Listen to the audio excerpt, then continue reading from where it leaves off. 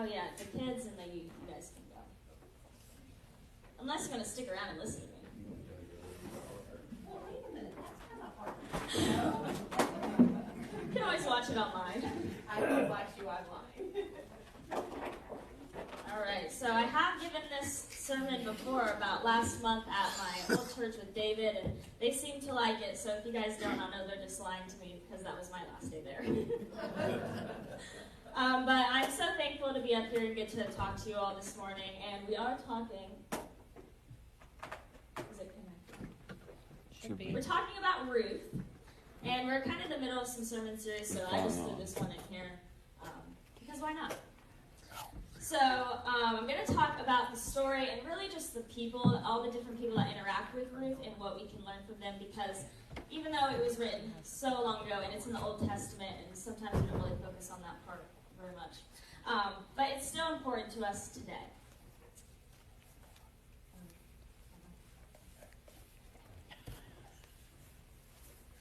Okay, so the book of Ruth begins with a couple, and their names are Elimelech and Naomi. I don't know if I'm saying Elimelech right. That's how they said it in another sermon that I watched, so that's what we're going to go with.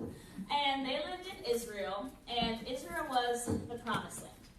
However, there was a severe famine in Israel, so they decided that they were going to leave and go to Moab. And, logically speaking, to provide for their family, you want to live somewhere with food. So that was probably a good choice in their minds. But being in Israel, being in the promised land, they weren't really trusting God in that situation to provide for them. So they did what they thought was right. They left. They went to Moab. And they left with their 2 sons. The whole family went. But I want to point out that Moab was the enemy of Israel. It was a wicked land, forbidden territory of all places. That might not have been the best place for them to go, but maybe they had lots of crops over there. So Moab, the enemy. Israel, the promised land. Soon after they moved to Moab, Elimelech dies. So now we just have Naomi and her 2 sons, Malon and Kilian. And this was supposed to be a temporary move just so they can get, I'm going to fix my mic here quick because it's bothering me. Just so they can get food, be good, and then they're going to go back to Israel. But they stayed for a while, and both the sons actually found themselves wives. And their wives' names were Orpah and Ruth. So all is well for about 10 years. Again, this was supposed to be temporary, now we're at 10 years. And then both Malon and Kilian die as well. So at this point in the reading, it's just like, what was in the water that all these guys are dying? Like, why are the women fine?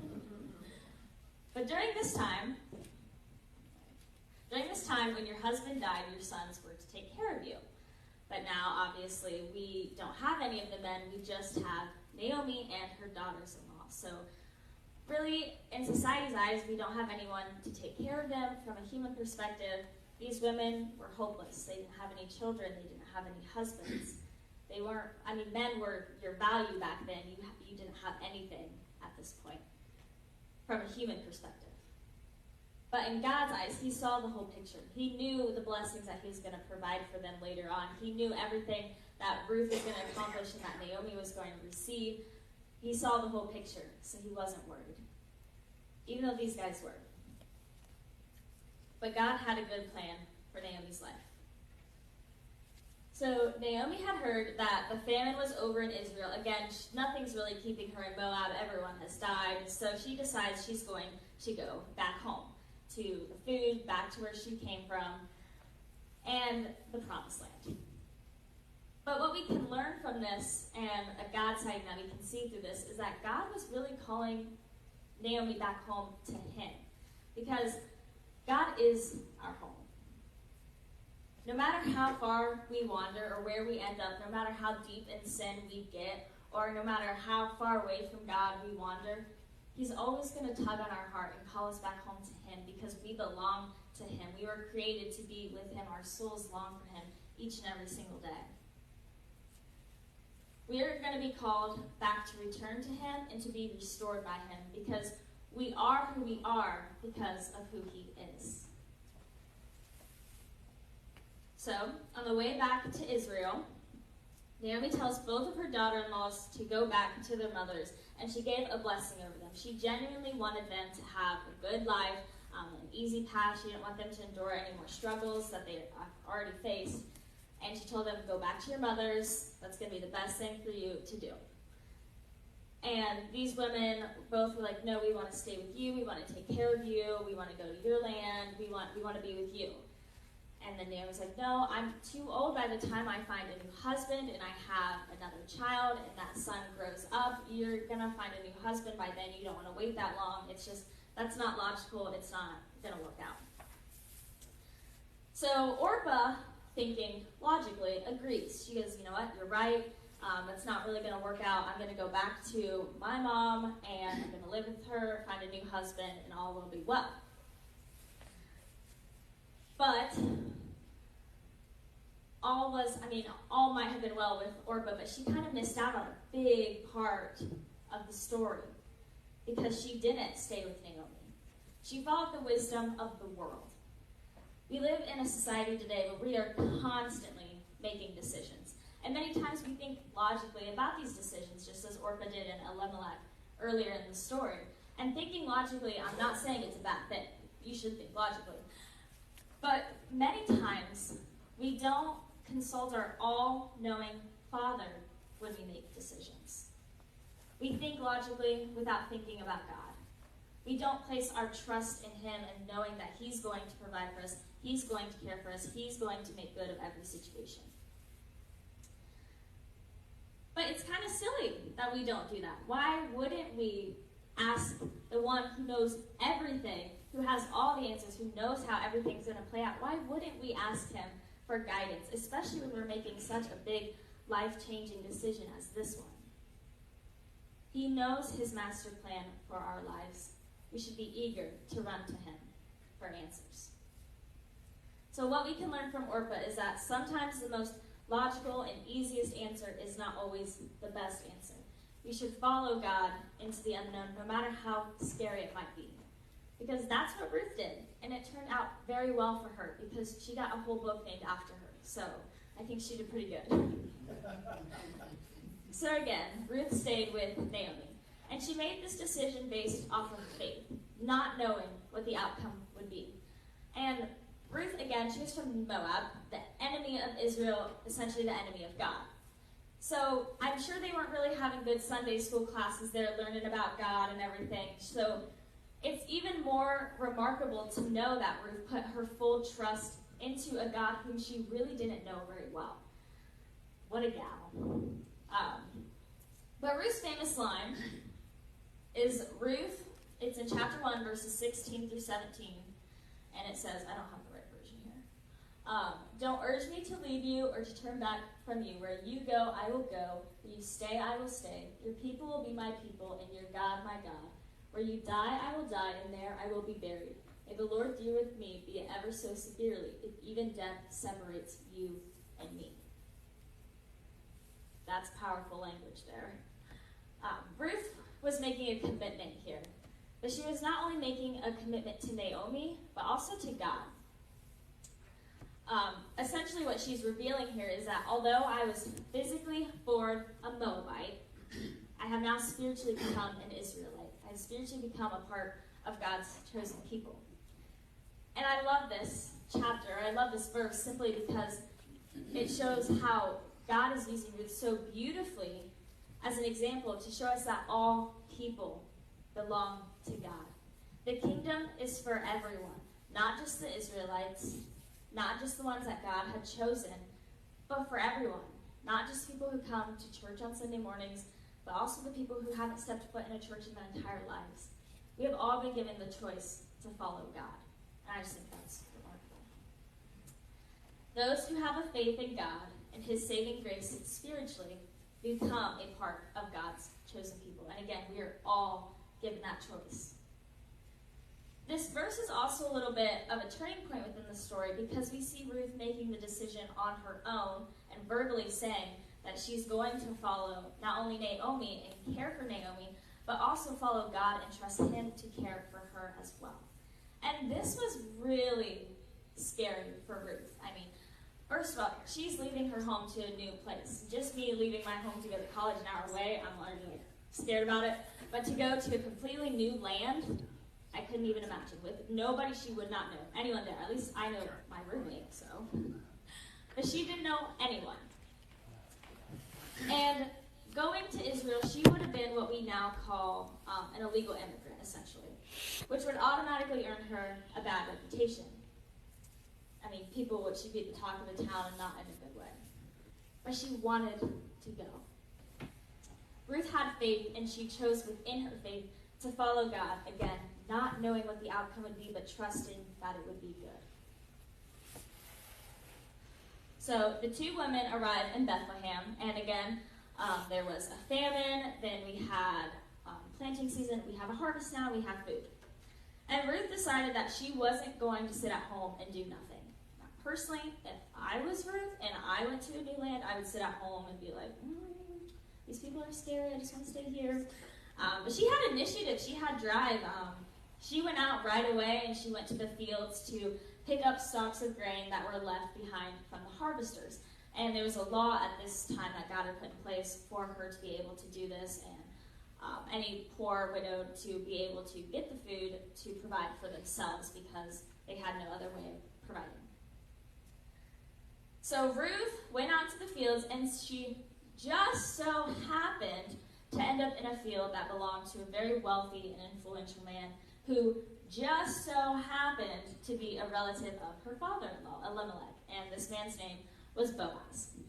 And if there is anything that this part of the story can teach us, it's that God is working for us even when we cannot see it and even when we cannot feel it. It was not a coincidence that Ruth ended up in Boaz's field that day. God was deliberately working for Ruth's good. And at the time, Ruth had no idea that all the blessings would come just from her being in this field. She simply went to get food to provide for herself and for Naomi. But she had no idea what was coming. And it was good. God is always working for our good. I don't know if you guys know, I don't know if you've seen Manifest, the new show on Netflix, but in there, they talk about the verse Romans 8:28 and how God works all things for good.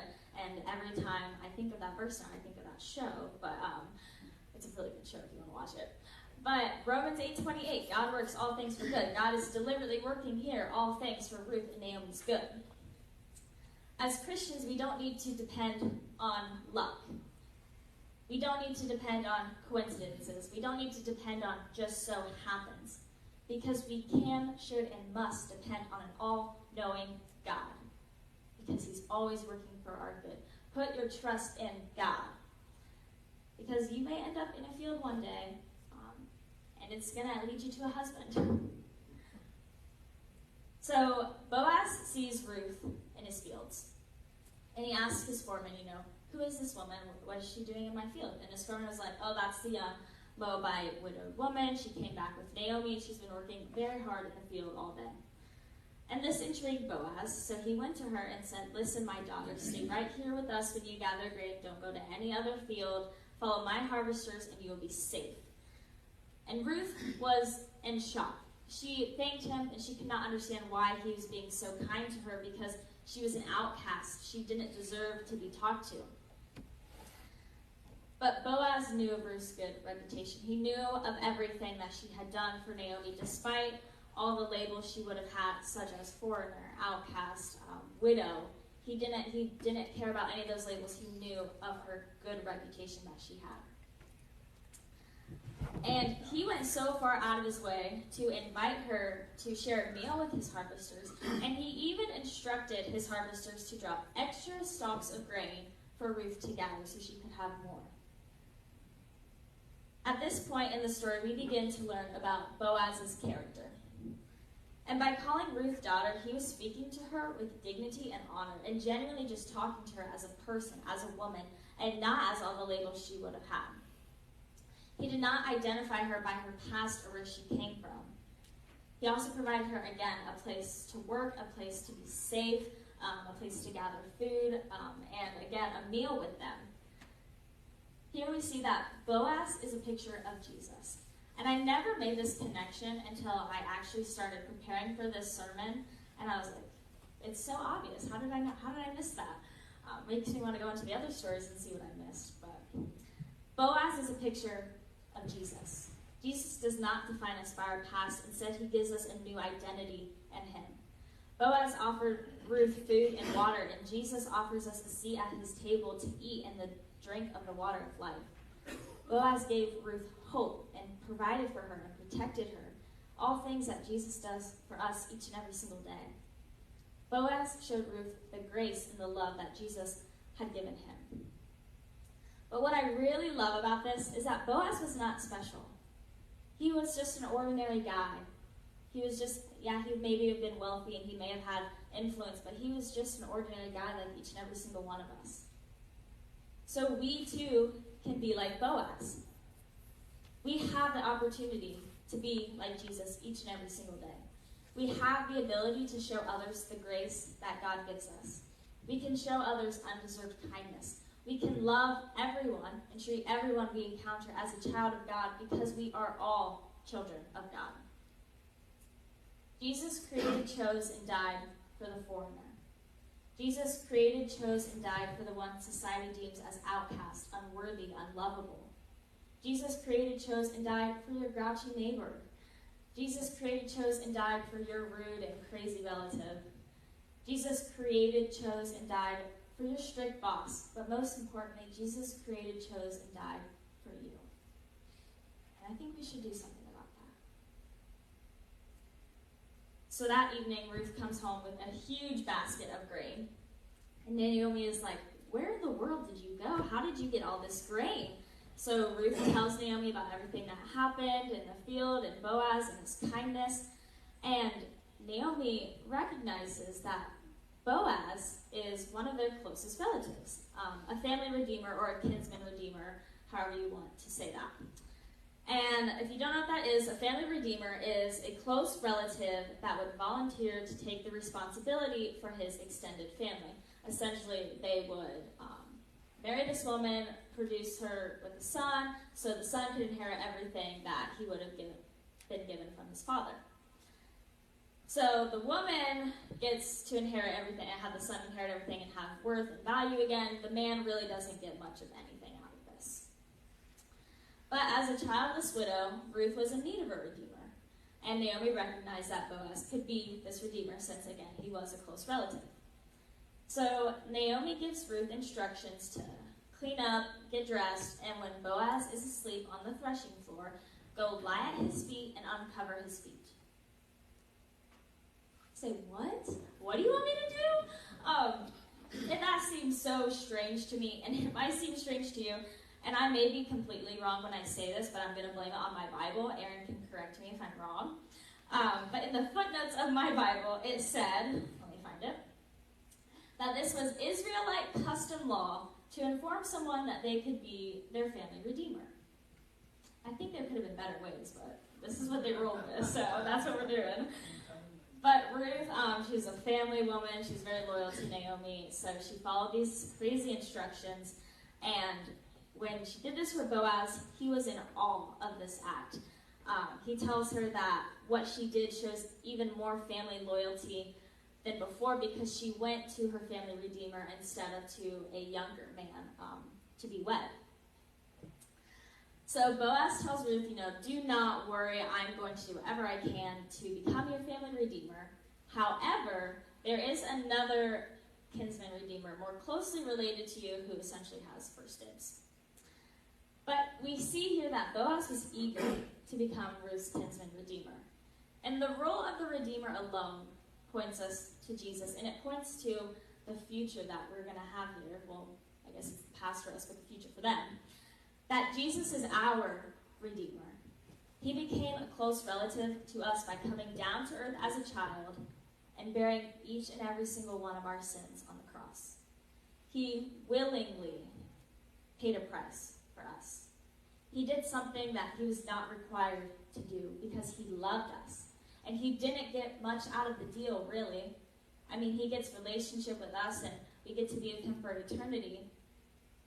But that's about it. We get everlasting life. We get to come to church every Sunday and gather with people in community. We get to serve an amazing God who loves us so much.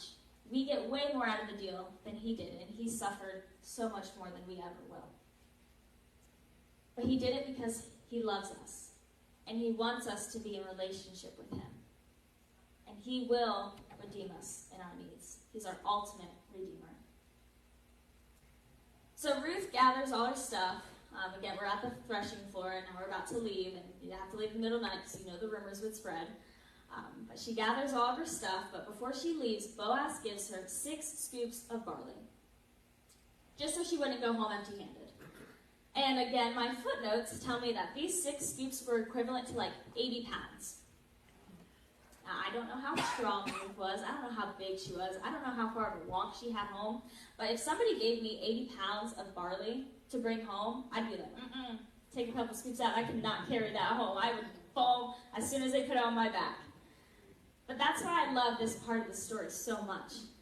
Because it shows us that, just as Boaz is a picture of Jesus, our God is a God of abundance.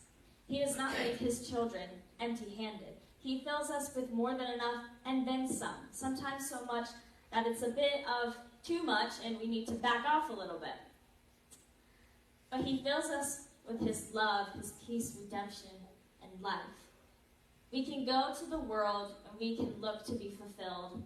And we can look for all the ways that society teaches us to be happy and to be satisfied. But it's never going to work. We're going to continuously feel empty. So why even try? Why even try to search the world when we can search for Jesus every single day and continuously seek him? Because he will overwhelmingly satisfy us in our needs. So while Ruth is heading home, this is my favorite part of the story. Favorite part. While Ruth is heading home, Boaz went to the town gate to find the closer relative. And he found him and he asked him, notice what he asked him. Do you want to purchase your relative Elimelech's land? That was all he said. And the closer relative was like, oh yeah, sure, I'll buy the land. Yeah, that's going to benefit me. You know, eventually I'm going to get more beneficial for me. Be more cost beneficial for me. There we go. And then Boaz just kind of throws in there, oh yeah, by the way, you do that, you also have to redeem Ruth and Naomi and care for them. And then the other relative changed his mind. He was like, I cannot redeem that. That's going to ruin my own estate. I can't take on that sacrifice. So Boaz got to redeem the land and Ruth because he was willing to take that sacrifice. He was willing to do those things because he is forming this love for Ruth, and this is a love story, and he's willing to do that for her. But what's really funny is that this closer redeemer is never even named in the Bible. At least, Orpah had a small part, but at least she was named. This guy isn't even named in the Bible. And in fact, the Hebrew addresses him as Mr. So-and-so. I didn't just put that up there. The Hebrew put that up there. This Mr. So-and-so was very quick to redeem the land. He was thinking logically. He knew it was going to benefit him. He knew it was going to be a good thing. So he decided, yeah, I'm going to do this.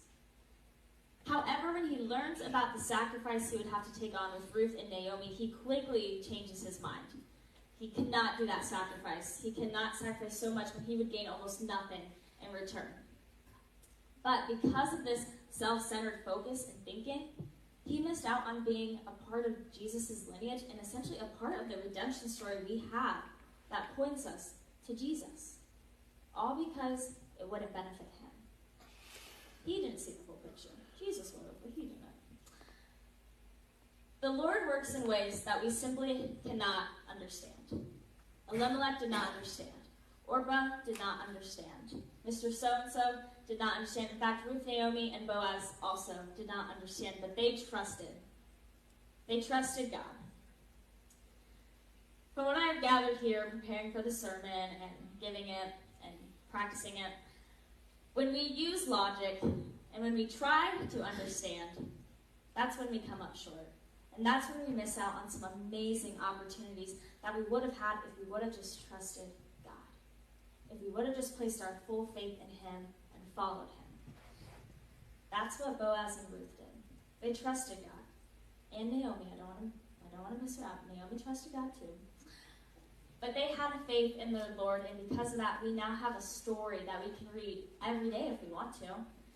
Their story points us to the redemption that we have in Jesus. Their story teaches us to trust in God and not our own logic. Their story reminds us to love others no matter what, even when it's not going to benefit us, but to go above and beyond for them anyways. So, Boaz and Ruth get married, and the Lord finally blesses Ruth with a child. She was with this other guy, I don't know if it was Malone or Killian, but she was with him for 10 years, never has a son. Now she's with Boaz, and she has a son right away. That's a God sign if I've ever seen one. But she has a child, if you can see. Ruth and Boaz get married. That's what the heart means. They got married. And they had a son, Obed. And Obed became the father of Jesse, who became the father of the infamous King David. And then, it says up there, about 28 generations passed, and Jesus was born. And in fact, Ruth's name is mentioned in the genealogy that we read in the New Testament.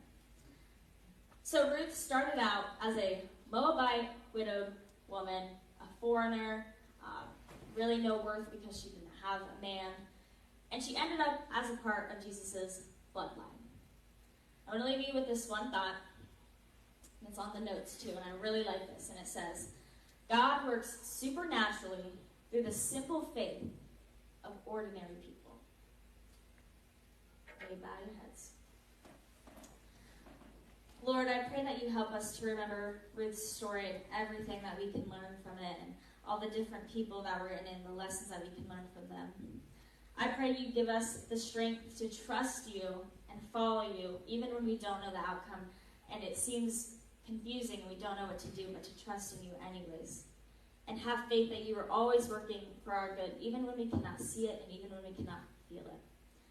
Help us to love others and to be more like you each and every single day, just as Boaz did and just as so many others have done in their lives.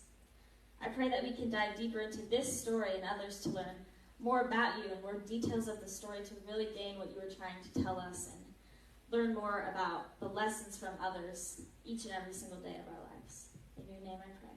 Amen. You are dismissed. That's what we do at camp.